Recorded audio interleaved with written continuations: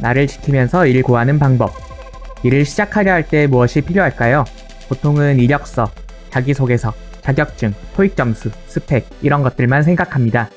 일하는데 뭐가 더 필요해? 몸뚱아리만 가면 되지. 이렇게 생각하기도 합니다. 네, 그래도 됩니다. 세상에 있는 일은 정말 종류도 많고 하는 일도 제각각입니다. 국내 굴지의 재벌 대기업에 정규직으로 취직하려 할 때와 아르바이트를 구하려 할 때, 당장 다음 달 생활비가 없어 급하게 일자리를 구하려 할 때의 준비물은 너무나 다릅니다. 그럼에도 불구하고 일을 시작하려는 모든 사람이 공통적으로 준비해야 하는 게 한 가지 있습니다.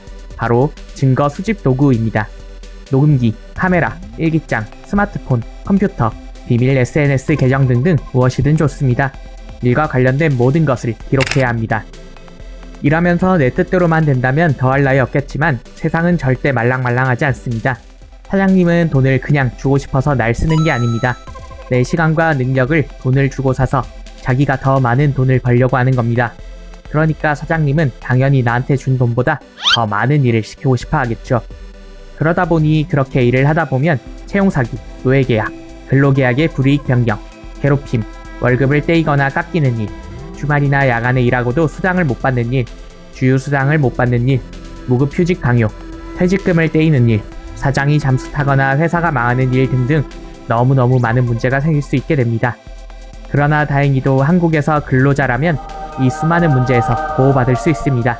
다만 그러기 위해선 증거가 필수입니다. 증거가 없으면 고용노동부에 아무리 도움을 청해도 믿어주지 않습니다. 이제 증거 수집 도구를 준비하고 일을 구해봅시다. 일단 이력서를 넣은 채용 공고는 전부 캡처해 둡시다. 정규직 뽑는다고 공고해놓고 1년짜리 계약서를 내민다거나 상여금과 식비를 지급한다고 해놓고 지급하지 않는다거나 등등 그럴듯한 채용 공고를 보고 입사 지원을 했는데 알고 보니 완전 딴판인 경우도 허다합니다. 그럴 땐 채용 절차 공정화에 관한 법률, 일명 채용절차법으로 해당 회사를 고용노동부에 신고할 수 있습니다.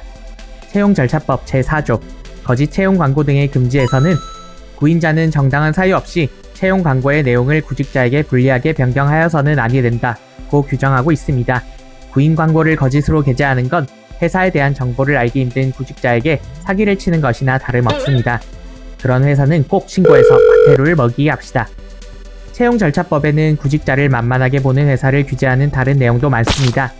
회사는 채용 여부가 결정되면 구직자에게 지체 없이 알려야 합니다. 외모, 키, 체중, 출신 지역, 혼인 여부, 부모님 직업 등 업무와 상관없는 내용을 묻는 것도 금지됩니다. 노동자는 업무 능력을 대가로 회사에 고용되는 것이지 외모, 키, 체중, 출신 지역 등등을 대가로 고용되는 게 아니기 때문에 당연한 규제입니다. 채용이 결정되고 난 다음은 근로계약서를 작성해야 합니다. 가끔 근로계약서 작성을 건너뛰는 회사나 가게들이 있는데 그런 곳은 그냥 거르고 일하지 말아야 합니다. 근로계약서를 작성하지 않는 것은 불법이고 형사처벌 대상입니다. 근로계약서를 안 쓰면 언제 일을 시작했는지, 하루에 일을 몇 시간 하는지, 진짜 그 회사에서 일한 것이 사실인지 등등을 입증하기 어렵습니다. CCTV 확보, 카톡 증거 확보, 업무 일지 확보 등등 해야 할 게 정말 많습니다. 그래서 근로계약서를 안 쓴 사람 중에 회사에서 퇴직금이나 이런저런 수당을 떼었을 때 포기하는 사람도 많습니다. 근로계약서를 쓰면 종이 한 장으로 해결되는데 말이죠. 근로계약서는 이렇게 생겼습니다.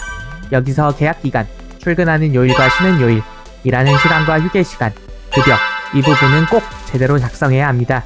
실제 일하는 시간과 계약서에 적힌 노동시간이 차이가 날 때 다른 증거가 없다면 노동부나 다른 사람들은 계약서를 믿을 수밖에 없습니다. 그리고 계약서에 적힌 시간 이외의 일을 할 땐 업무를 지시한 문자, 카톡, 녹취 등을 남겨놓는 게 좋습니다. 매일매일 퇴근할 때마다 회사에서 셀카를 찍어 놓는 것도 증거가 될 수 있습니다. 일관성만 있다면 증거로 인정될 수 있습니다. 그래야 일하면서 돈을 떼이는 일이 없습니다.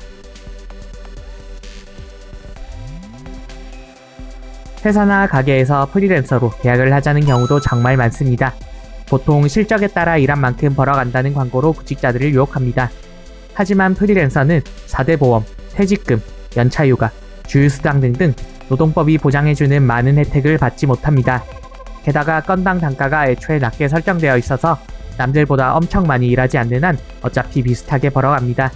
물론 출퇴근 시간이 정해져 있고 명확한 업무 지시를 받으며 일했다면 근로자 지위 확인의 소를 통해 근로자로 인정받고 퇴직금도 받을 수 있습니다. 하지만 소송을 가야 하고 증거 수집부터 법정 싸움까지 그 과정이 너무나 힘듭니다. 그러니 처음부터 근로계약을 잘해야겠지요.